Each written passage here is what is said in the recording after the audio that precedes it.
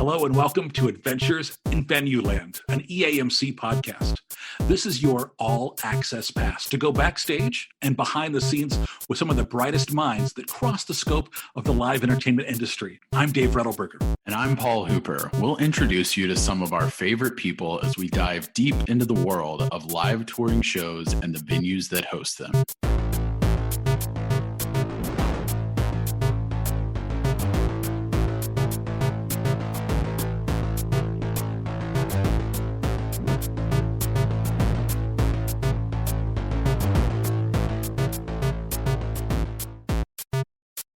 Today's adventure takes us to Florida. We're going to talk to theater kid turned overall entertainment lover, Angela Lanza. She's been marketing concerts and events for over 10 years. She's currently the director of event marketing over 2 Tampa venues. Please welcome director of event marketing at Venueland Sports Group, Angela Lanza. How you doing? Good. How are you? We're doing great. Thank you for the time today. Of course. Let's jump right in. Tell us what is Venueland Sports Group? So Venueland Sports Group is a team down here in Tampa, Florida. Essentially, everything Tampa Bay Lightning, Amalie Arena, Yuengling Center, USF Athletics is involved in that a little bit. We also have the Identity Tampa Bay, which is a media piece to it. Just a lot of different entities to this umbrella company, if you will. And so your role in this group is? I am the director of event marketing for Amalie Arena and Yuengling Center. So you're kind of doing the event side there. You do this little bit of the sports stuff too, or how does it go? So most of our sports stuff for the Tampa Bay Lightning comes through another marketing arm within Venueland Sports Group. However, the only thing sports related we do touch is obviously WWE, any UFC fights coming in, all of the good stuff like that, as well as when the Toronto Raptors came into town over the pandemic, that was assigned to the events team. I do want to ask about that because that was a pretty unique situation. So we're going to circle back to that. But first, talk to me about Amalie Arena for folks who aren't familiar. First of all, tell us the challenge of marketing an arena that everybody has trouble pronouncing the name of. Oh, gosh. Well, first, when Amalie Oil, which is a family-owned local oil company in town, decided to do the naming rights of the building, a lot of people mispronounced it. We still get people mispronouncing it. And not only that, but we obviously, a long time ago, when we first opened the building, we were the Ice Palace. So we also have a lot of Tampanians saying Ice Palace still. But that's a whole still. So what we ended up doing is we kind of put together a little thing. We always say Amalie rhymes with family. So there you have it. It's just that easy, right? Amalie, like family. Just that easy. That's all we go back to, especially when people have the question about it. So, but it's been fun. It's great to market all the great shows that come into the area. And that's where they are, Amalie Arena. And you have some little, like you say, a little hockey team that they did all right the past couple of years? Just a couple of years, 2 in a row to be exact. We were very fortunate to get back-to-back Stanley Cup wins.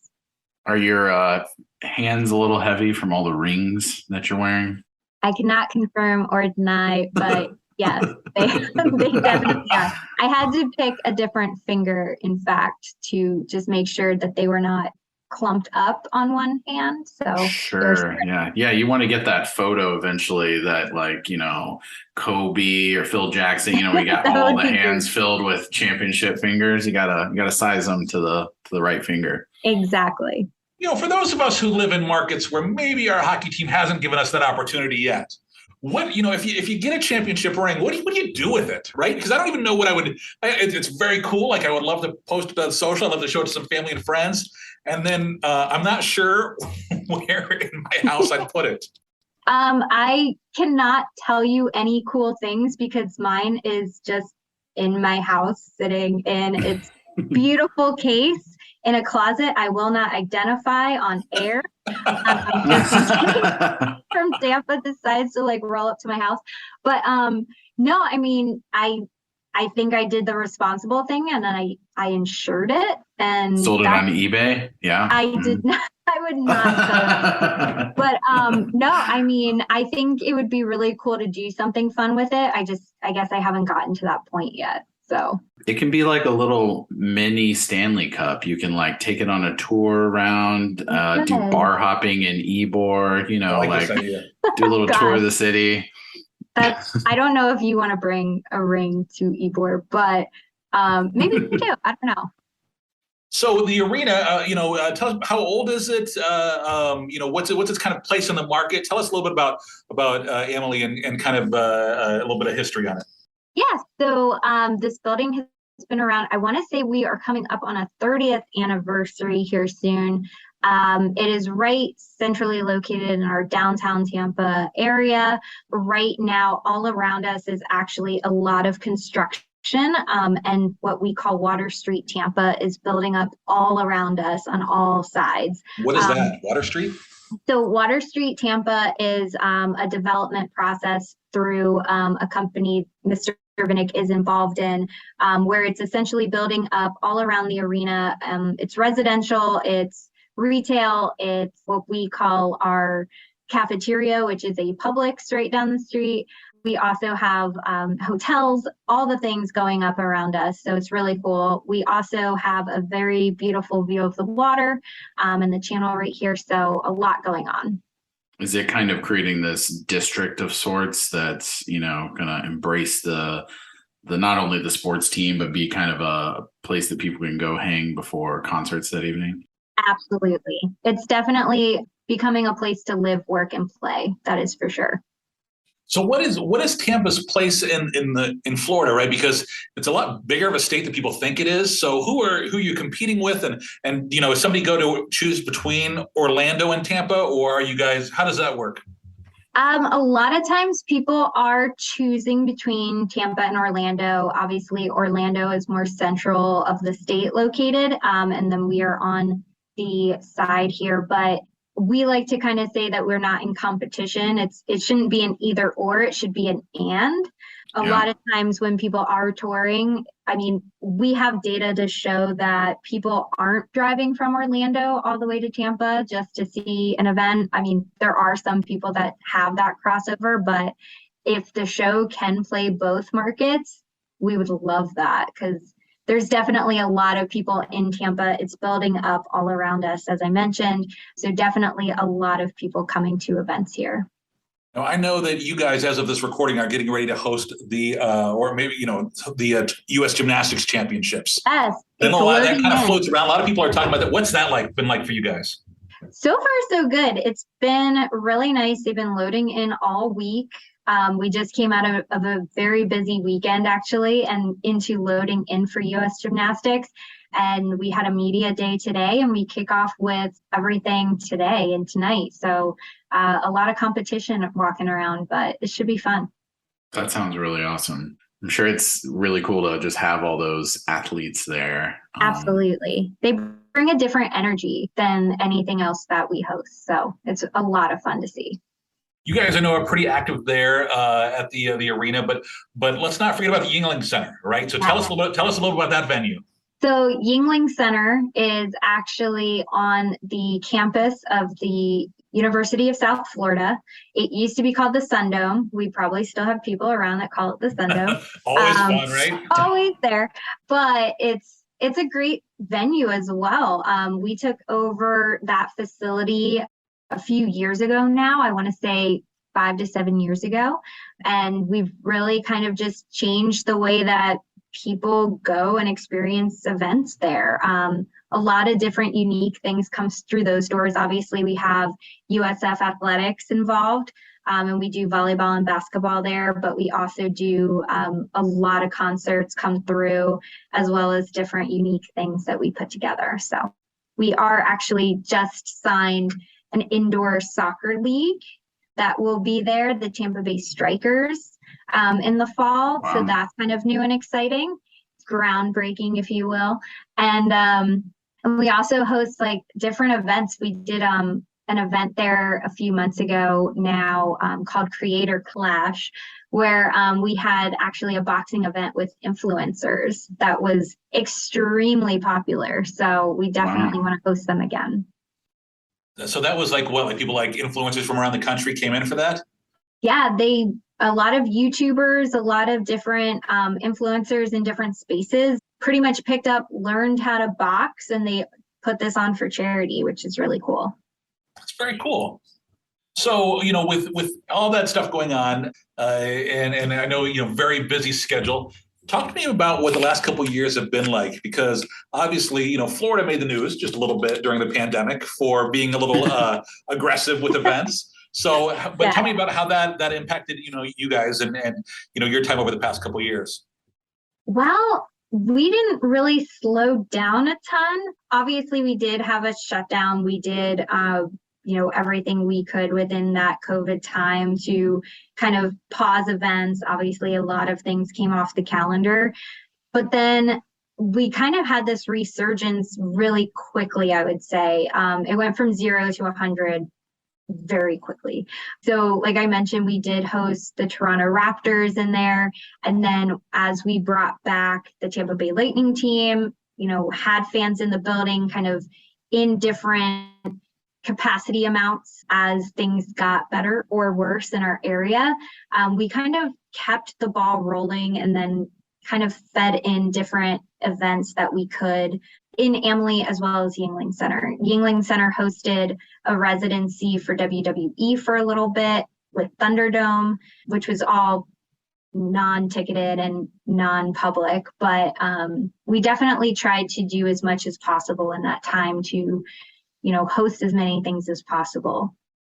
That sounds really interesting with the residency. Was that the one where, if memory serves, there was like screens up all around and yes, it was almost like a faux audience of sorts? Like, I bet that was really unique. Yeah, it was definitely a streaming audience. So you could watch it through a streaming service, I believe, and in the actual bowl, they had digital screens all around so that people could see who the audience was, which was really cool. Wow. How do you split your time between the venues? Do you actually just mostly housed at one, occasionally visiting the other one? How does that work for your work life? Right now, we are office located at Amalie Arena, and then we go to Yuengling Center as needed. So obviously, if it is an event day, we are there, housed out of there the entire day. On the regular or on the day-to-day basis, we do try and have either meetings there or, our events team might pick a day during the week or the month to office out of there if we would like to, just to kind of get a different point of view. But for the most part, we are located in Amalie Arena and we split our time as much as we possibly can. Every single event across the board gets the same treatment from the marketing team as well as the events team. Everything is kind of like even keel. We definitely want to make sure that every event has the same attention. I remember that was one of the first things I learned in this business was you have to make every event feel like they're the only event, right? Absolutely. A lot of cross promoting happening as well. Like we have a lot of concourse digital screens at Amalie. So you will see Yuengling Center events on that. All the Yuengling Center LED rings will have Amalie on there. So we do try and spread the love across both buildings. That's very cool. Yeah. So, tell us about your marketing team. When you've got all this stuff going on. So who else you're working out there with out there? Give some shout outs. Well, Kelsey Corey actually was just promoted to event marketing manager. So huge shout out for her. And then we did have Joe Mari on our team, who you guys both know. He actually just moved to our booking side as the manager of booking. So we did lose him. So we will have breaking news. We will have a coordinator position open here pretty soon. He's on the booking side. He's lost for good. It seems like there are some marketing people who always kind of attracted to the booking side, and which is always interesting to me. Yeah. No, I mean, it's something we do individual development plans here, and within the individual development plan process, it was something that was an interest to him. So we kind of put him up with the right people to have those conversations, and lo and behold, we needed someone on that side. So he's getting an education there, which hopefully he's very excited about. And then we get to kind of bring in some fresh blood here soon. So it's definitely good things all around. I love that individual development plans. I'm not sure Yeah, if I've heard of that at some places. And I love that it's kind of finding the best, it sounds like it's finding the best fit for the employee, not the best fit for the company. Because sometimes correct. people get shoehorned into roles that maybe they can do but don't love. And you're going to get the most out of your employee if they are passionate about something. So if they're like, oh, I work in marketing, but I have this eye for booking, then, put them in booking and let them live their best life. Yeah, absolutely. And we do it in a number of ways. We're supposed to update it pretty regularly, but essentially we put together goals that we want to achieve, but then we kind of break it out into like 3 to 6 months, and kind of break it out throughout the year so that you're hitting certain milestones throughout the entire year versus just when a review happens. So it's Right. definitely a very unique way of looking at it. Angela, when we got to talk to you about being on the podcast, there were a lot of things that because I've known you for many years, but that I was curious about, but I didn't know. Are you a Florida native? Were you born in Tampa? I was actually not. I was born in Philadelphia, but my family moved down at a very young age. So I was in second grade when they decided to relocate. Obviously, I had a lot of opinion about that at the time, but not at all. I came down with family and I never left. I went to school here and then kind of went right into my career here. Occasionally crave a Philly cheesesteak just out of nowhere. Absolutely. I mean, there's only certain Tampa places that get it right. So it's a huge debate. Well, let's talk about that because you are a self-admitted theater kid. Where did that come? So I don't know exactly where that came from, but from a very young age, I was always, singing and dancing in the living room, probably making a lot of my family members watch little performances that they did not want to really see. But I just fell in love with everything theater, musical theater. And I was in chorus for a long time. And then kind of as I hit high school, I started doing theater outside of school as well as in school. So it kind of just developed on its own. And I was cast in one thing after the other. So I did that for probably, it was probably 10 so years of just doing theater after theater, and as well as going to school or as well as interning or all of the above. So what are some of your favorite productions you were in? Oh gosh, that's a great question.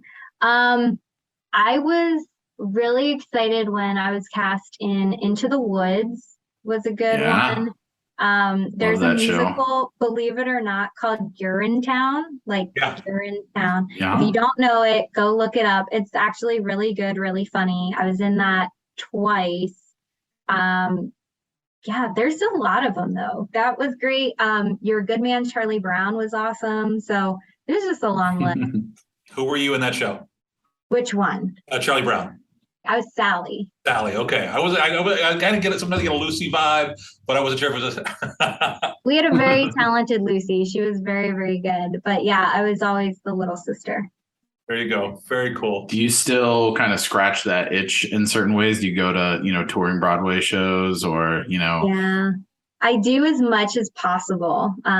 Actually, our resident theater company, so Straz Center, or previously the Tampa Bay Performing Arts Center, that's where I got my first job essentially out of college.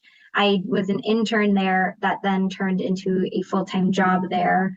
And I try and go there anytime I possibly can to see anything that's touring. That's awesome. You mentioned college, so you went to the University of Tampa. I did. When you went to Tampa, what do you think your career was going to hold for you? Oh gosh, I honestly had no idea.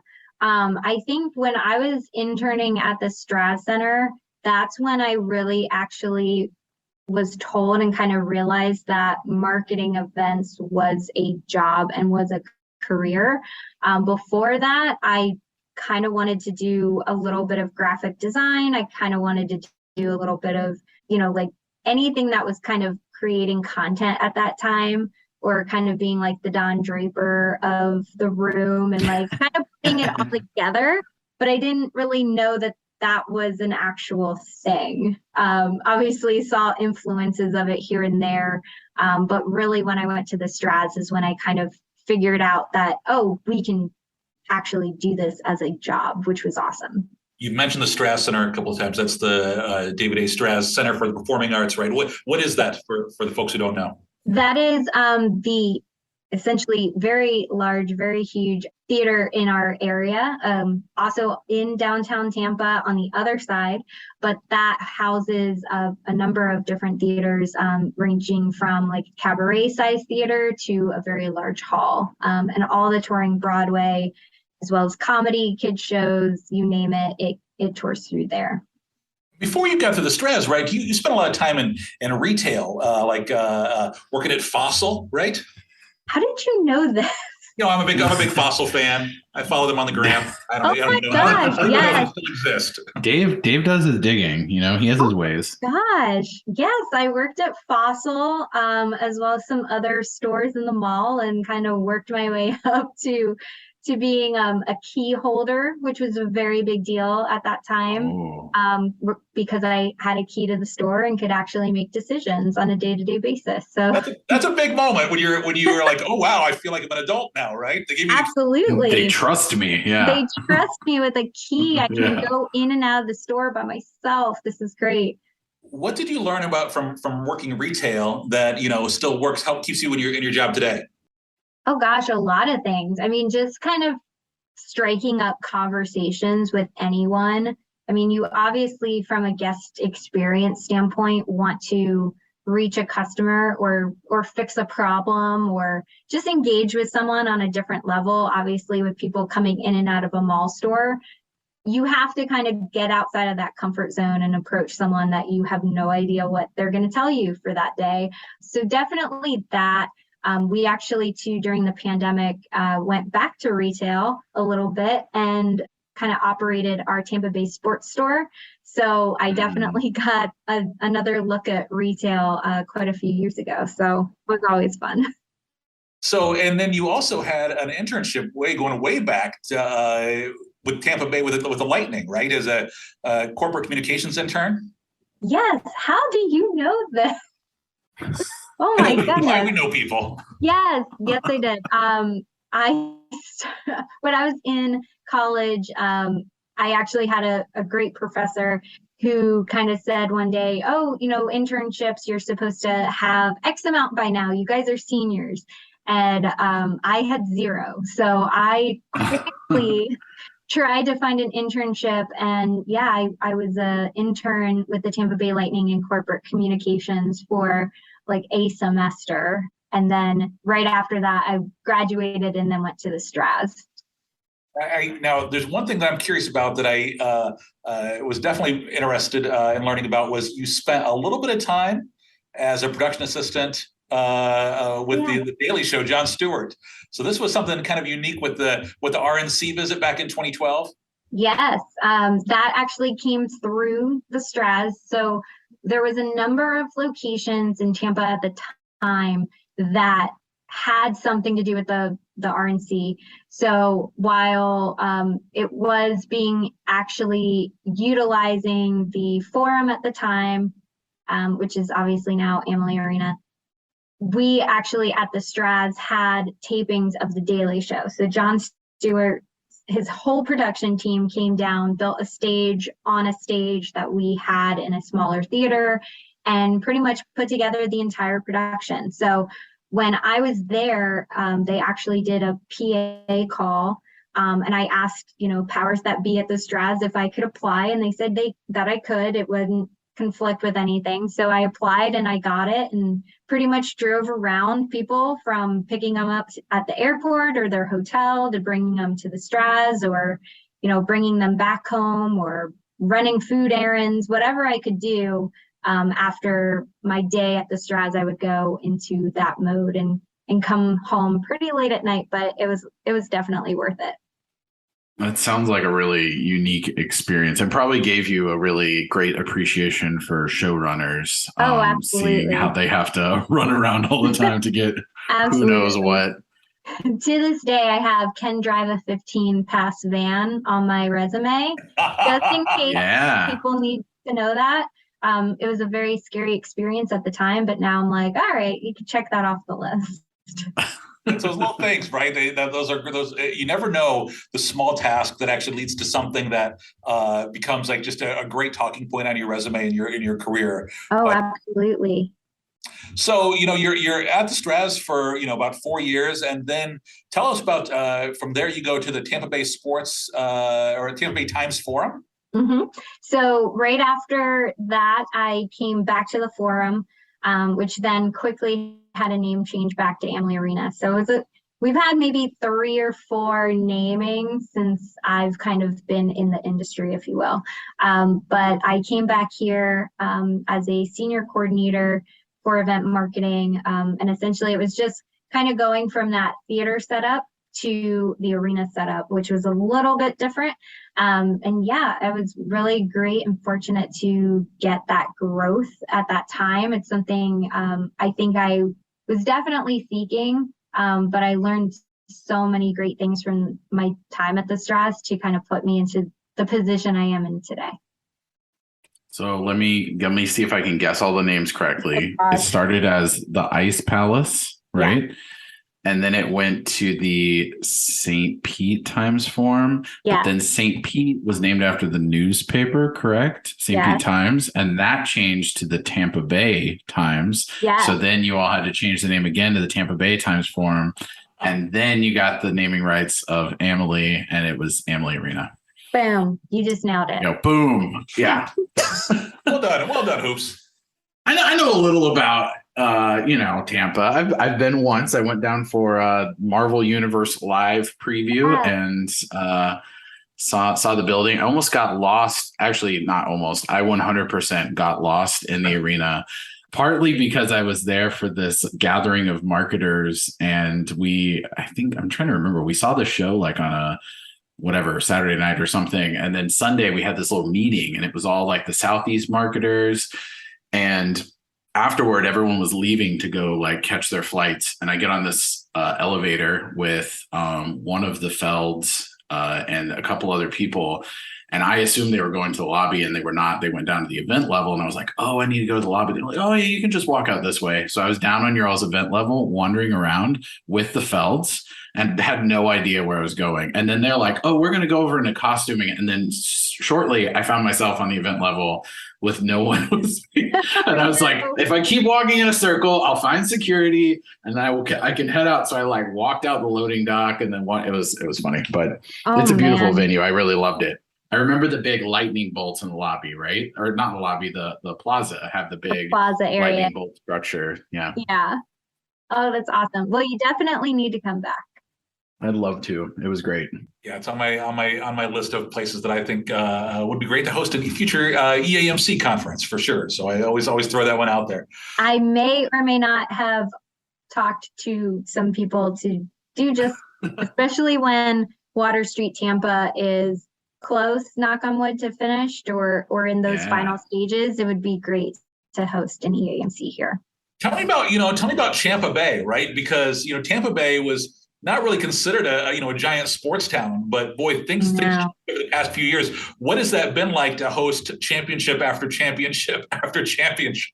It's been exciting. I mean, yes, there are a lot of people that probably say, Tampa's not a hockey town, but definitely come to a game and we will show you differently, because there are a lot of great fans here that we host in the building, and just there's a different energy. I mean, our game presentation team kills it game by game. There's a lot of talented folks that are behind the scenes just cranking things out on the regular to be like these great production things. And then our guest experience team also is top notch. So we definitely host a lot of a great many Blue fans. So we love it.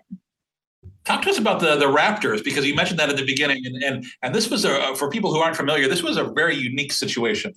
Yes, it was. So very long story, probably short, but during the pandemic, there was a lot of lockdown, obviously, and and Canada could not do certain things that the US could do at that time. So Kevin Priest, who is our chief booking essentially, but he's the chief venue officer here, he struck a deal with the Toronto Raptors to kind of come down, play their season in Amalie Arena, and kind of essentially like cross the border and host here so that we could then have something in the building, but then they could actually play a season together. It was a lot of complication, I'm sure, but essentially we had the team down here. We brought everything of theirs, from courts to seats to seat banners, because that was a huge thing at the time. We put together pod seating, marketing, everything, and worked really closely with their team to bring fans essentially to their games here, which was a lot of fun.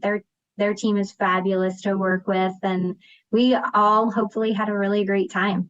It was just very different. Instead of seeing a lot of blue in the building, we saw a lot of red. So I saw some photos of the bowl and it was wild. I mean, it looked, of course, the arenas are different and right. It's not the same as like Scotiabank Arena, but it had this feeling that was really incredible, that it felt like a Raptors home court.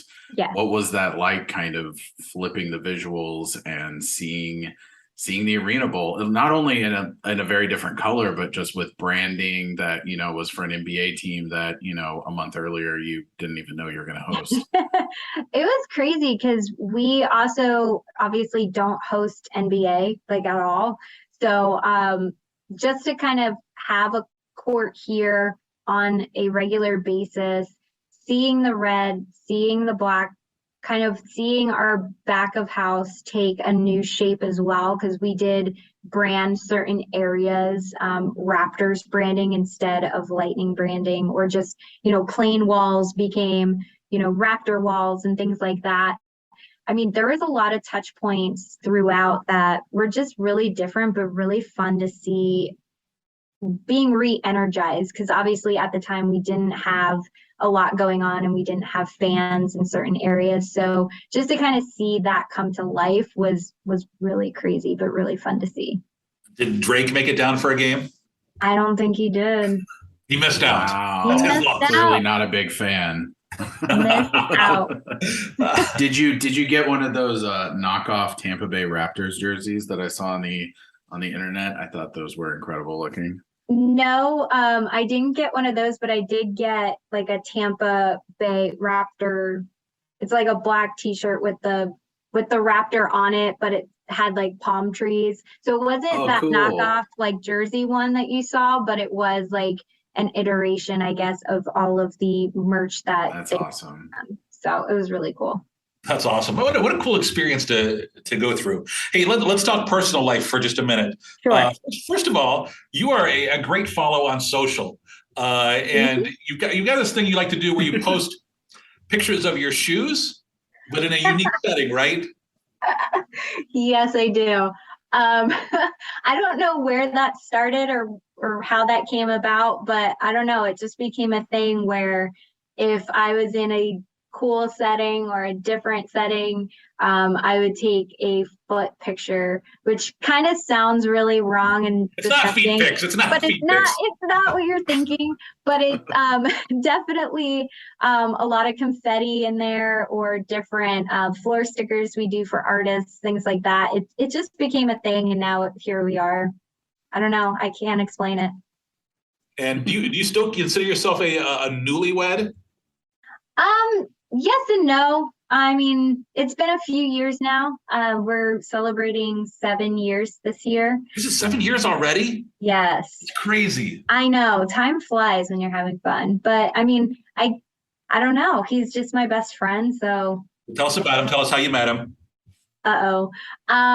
Actually met him when I was interning with the Tampa Bay Lightning. Really? Yeah. So, like you said, you're ratting yourself out. I am. No, he actually was in marketing at the time, and I came in as an intern, and he actually interviewed me for an internship. But You drop his name, Bobby, right? it is. It's Bobby. Essentially what happened was he interviewed me for an internship, but then interns actually went from him running them to someone else in the organization running them. So then I had another interview with someone else. They hired me. I came in, and then obviously we formed a friendship from there. So yeah, that's it. That's how we met. It was a beautiful day and beautiful moment. And you're also a very proud dog mom. I am. We adopted a greyhound, essentially in Florida, but obviously other places. They used to race greyhounds locally, and then a law was passed. You aren't allowed to do it anymore. So a lot of dog tracks actually closed here locally. And so all of these dogs needed to get adopted. We went to an adoption event over COVID, or at the tail end of COVID a little bit, and we adopted her. So she just turned 4, and we love her to death. And I know you do a lot of volunteering. Tell us about your time with either Tampa Bay Volunteering or the Junior League of Tampa. Yeah, we actually in the organization do a lot of volunteer work. So essentially from top to bottom, we are required to go out in the community and volunteer 40 hours a year. But not only that, I am in the Junior League of Tampa, which is a great organization of all women. And we do a lot in the community for leadership, women, as well as kids, literacy, and all the things. So definitely try to go volunteer as much as possible. Tell us about Martinis for, is it Martinis for Moffat? Yes. That's actually a local event that's hosted every year. I was actually helping them do PR, but that was like way long time ago. I'm not involved as much anymore.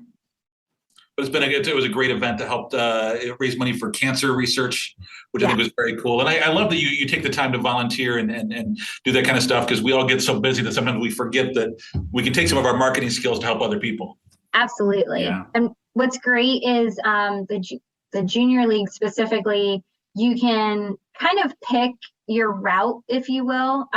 Every year they do a placement, and you can do as little as much as possible, but within that placement, you can do things that you do typically do on a day-to-day. So I can do marketing, advertising, PR, social, any of that stuff, or I can completely go the opposite route and be more in a project. So you kind of get to pick exactly what you want to do. So it's really nice.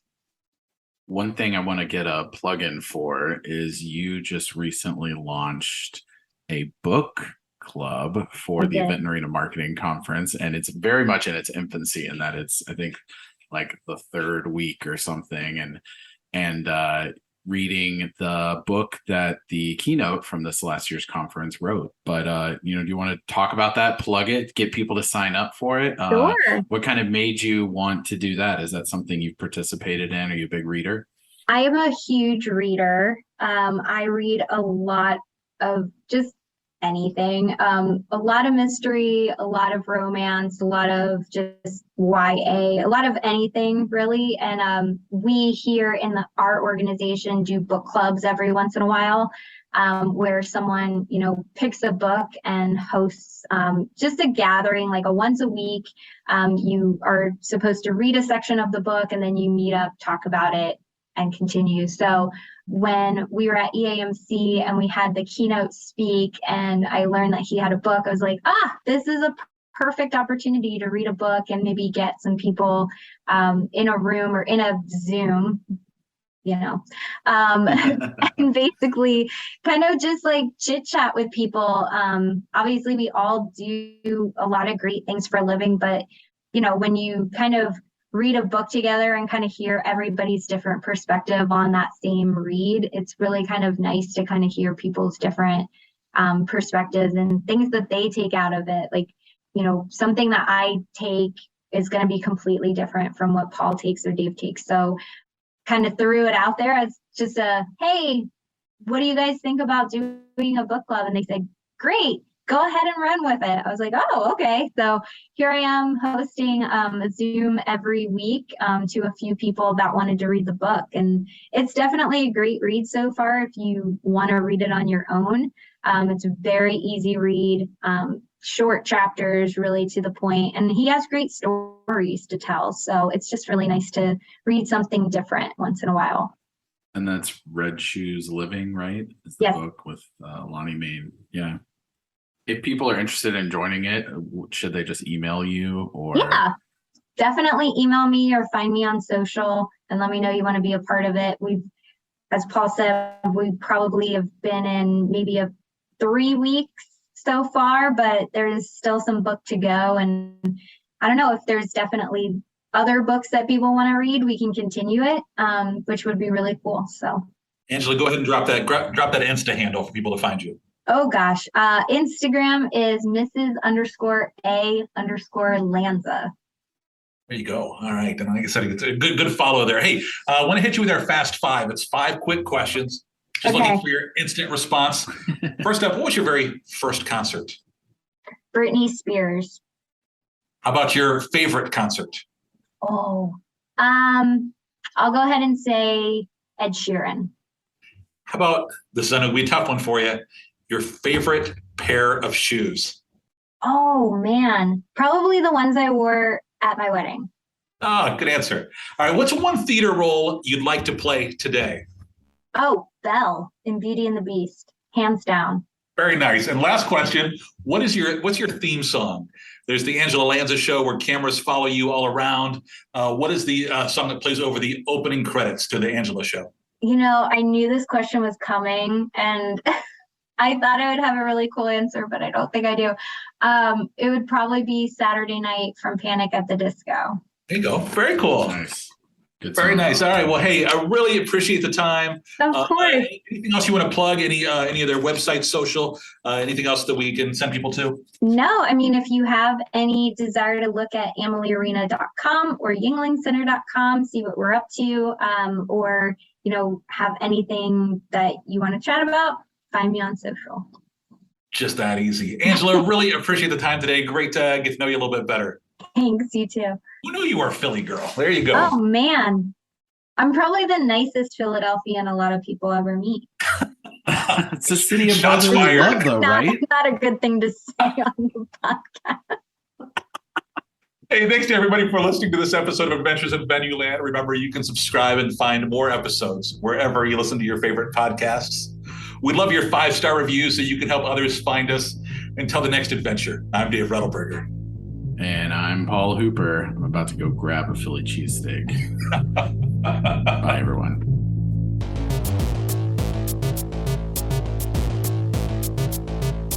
Adventures in Venueland is a side project of the Event and Arena Marketing Conference, a nonprofit organization bringing together people in the field of live entertainment to discuss marketing, publicity, and sales trends. Find out more at eventarenamarketing.com. Audio editing and mixing by Camille Faulkner. Design and digital advertising by Megan Ebeck. Copywriting and publicity by Samantha Marker. Guest booking and brand strategies by Paul Hooper. Guest research by Dave Rettelberger. Marketing strategies by Paul Hooper, Megan Ebeck, and Samantha Marker. Thanks for joining us. Until the next adventure.